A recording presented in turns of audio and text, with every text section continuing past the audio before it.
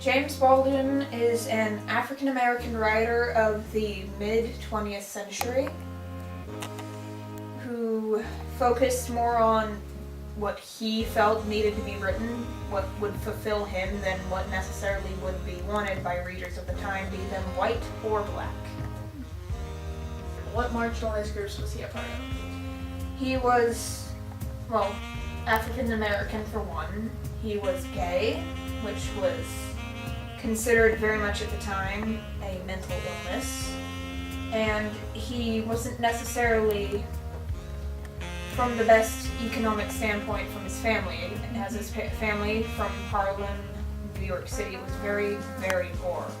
He did spend some time in a church, and he did believe at the time, but afterwards, when it was coming to a close, he did feel like there was something false to his belief, and though he didn't hate it, he felt it part of a sort of metamorphosis of himself.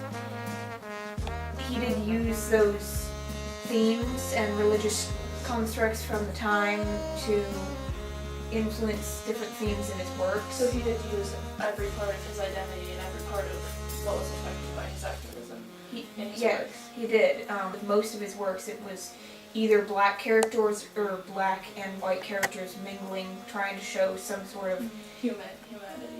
Trying to show humanity, but also trying to exemplify that we shouldn't be opposed, that humans should work together regardless of race. How did his intersectional views of identity affect how his work was received?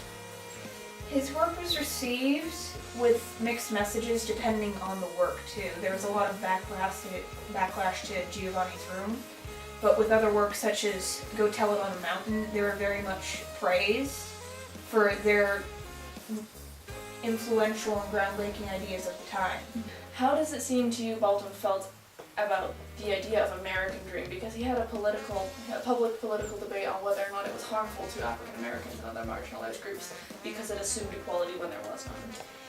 He took civil rights more to a moral standpoint than a political standpoint. In fact, he would refuse the people titling him as a civil rights activist. He's like, this is a moral standpoint, this is a moral fight.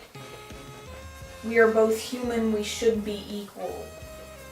The Declaration of Independence for all people, I am a person, I should be equal. The American dream is very much a white man's dream, and for him, coming from the background he did, poor, gay, black, it was very much, he experienced all sorts of racial slurs, homophobic slurs. There were barriers that weren't there for other. Yeah, and the idea that everyone has equal opportunity is harmful when it's not true. Yes.